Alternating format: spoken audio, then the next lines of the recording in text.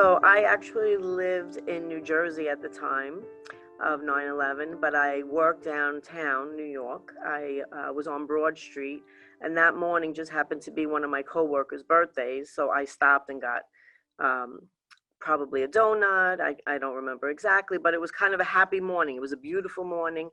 And then I guess I don't really know the timeline of everything, off the top of my head, but I got a call from my receptionist saying that one of the towers was hit. And I was like, it was just such an odd call. And I was like, well, it has to be an accident. I mean, but what kind of accident is there that happens like that? And so my friend whose birthday it was, she ran out and I was planning to go with her, but I was the office manager. So I had to make sure that, you know, people knew that they should leave the building. And I did make an announcement, but before long, as I got downstairs from the 12th floor, I found out that the executives in our office was actually sending my staff back upstairs and said the office isn't closed, that we should, it's safe to be in here as opposed to being outside. And so there was a period of time that I was basically in the building trying to manage the emotions of the staff who wanted to leave. People were just didn't really know what to do. I mean, I know that day no one knew what to do. So it was really just trying to be strong for all of those people who panicked. And then as the second plane hit, I was still in the building. And it was like a surreal moment where you just don't really know what to do. I wanted to leave, but then I felt a responsibility to my job. And, they were basically saying that, we shouldn't leave. So, but I think once the Pentagon hit and when the first building fell, I was still in the office, filled with all of the smoke and debris. It was like everyone went into panic mode now.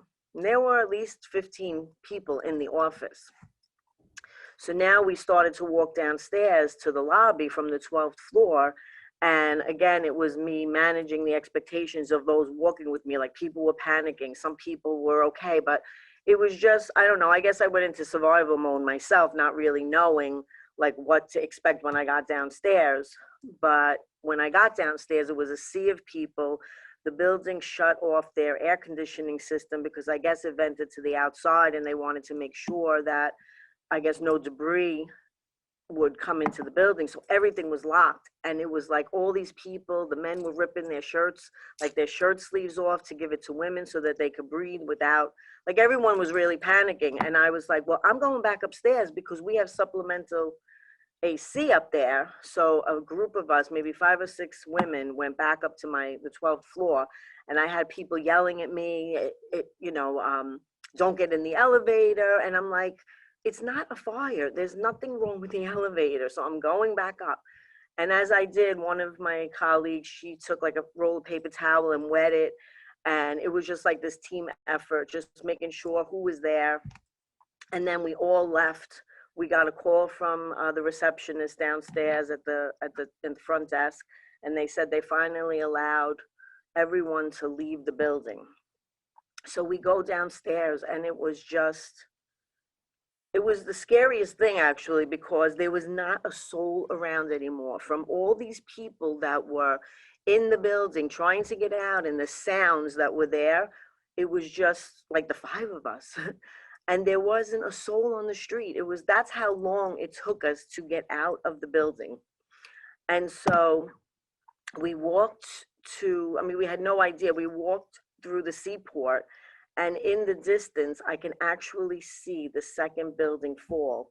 And people were like, what was that? What, that we were with? I was like, it's nothing. Let's just keep going. Like the last thing we needed was for everybody to panic. So we just kept on walking. We went over the Brooklyn Bridge. Fortunately, my sister lived in Bensonhurst, and she picked us up at Atlantic Avenue. And she drove us to Brooklyn, but there were about 5 or 6 of us in her car. And along the way, it was just another like scenario of seeing people just not even having a regard for what is going on, honestly. Like someone asked to use a bathroom, and it was almost like a racial thing that I experienced, and I had to go in there and yell at the man. I'm like, "Are you crazy? Do you know, like, we just came from this horrific situation downtown. Like, do you realize what is going on?" Like, he wouldn't let her use the bathroom. Come on. Like, we just went through this whole crazy thing. So, of course, she came back in and he let her use the bathroom. And then we went to my sister's, and it was just like, it was just such a chaotic, I don't even know, crazy day. And um, just to be involved in that. And then we realized that we couldn't, no one could really come into Brooklyn. Like, we could go to Jersey. So I had to basically I took my sister's car. Probably at some point in the day, I was like, I cannot stay here. I had my colleagues with me from the office. We dropped a few people off who lived in Brooklyn. There was a woman who worked at American Express, and she found her way into our lobby. I don't know how, but she was like one of the last people in the lobby. And we were like, we're going to Brooklyn, come with us. So we made a new friend. We didn't know who she was. But at that point, it didn't matter. It was more about just getting to a safe place. I think that the most vulnerable time was walking over the bridge, not knowing, like, oh my God, is this going to happen again? Is something going to happen now while we're walking? So it was just talking to the people and just, I guess, getting through it. I guess in a sense, as crazy as this is, we were fortunate that the buildings went this way and not over, because that would have been just, it would have affected so many more people.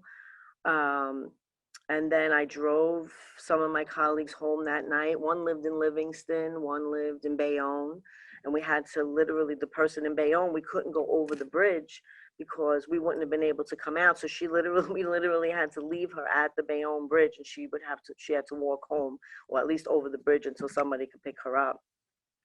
So there were just so many types of things going on that day. It's just incredible that um, I'm here to like tell that story, because I was feeling like at the time, when you heard so many parents that didn't come home and their children were left at daycare, it, it was emotional then, and I guess it still is now, like feeling like, how did I get so lucky and blessed to be able to, survive that. um Not that I was in the building, but still, it was just, actually, I was in the building the night before because I had tickets. My cousin and I had tickets to go see Michael Jackson. So I actually was in the building the night before to go to Madison Square Garden. So it was just all these crazy, like, what ifs, like could have happened that night. You just don't know. So, and then as it turned out to be a blessing, the following morning, like at 6:30, my office started calling me to be on conference calls. So for the next 2 weeks, I was either calling the staff to make sure they were okay, and then needing to be on conference calls for my office. It prevented me from just sitting and watching the TV over and over and over again. So it gave me, something else to think about. And I think that was a positive thing, even though initially it was like, I can't believe they're calling me to start working at this hour, like to set up conference calls. But it was the job. And like I said, in hindsight, it was the best thing for me because it didn't make me dwell on seeing the TV all the time and seeing what was going on.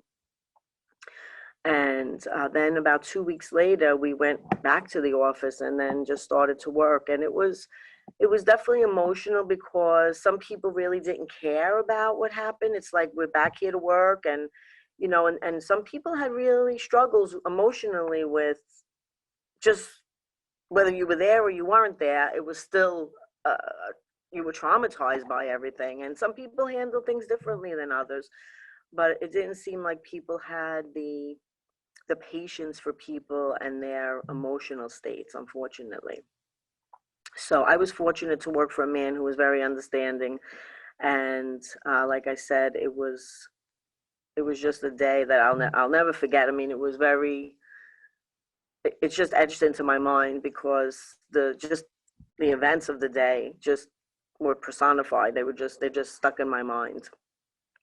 And so I think I think that's more of my story. I know I have other little aspects of it, but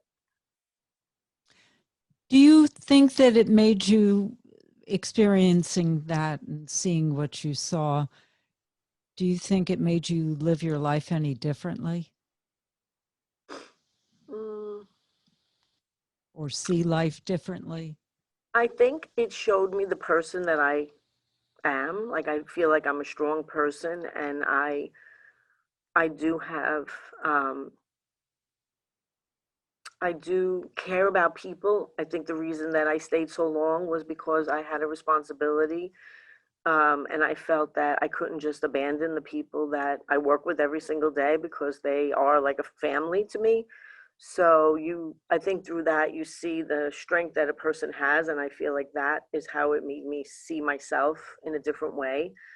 Some people thought like, well, who made you responsible? Some people that didn't really understand like why I stayed. And I don't even understand it myself. But at the end of the day, I was with people that we needed to be with each other. And like I said, one of my colleagues wrapped the paper towel roll, or actually wet the paper towel roll. So she goes, when we go out, she goes, we all need to use this so that we don't, breathe in that whatever is in the air. We don't really know. Of course, at the time we weren't thinking what it could be, but we just, were trying to protect ourselves.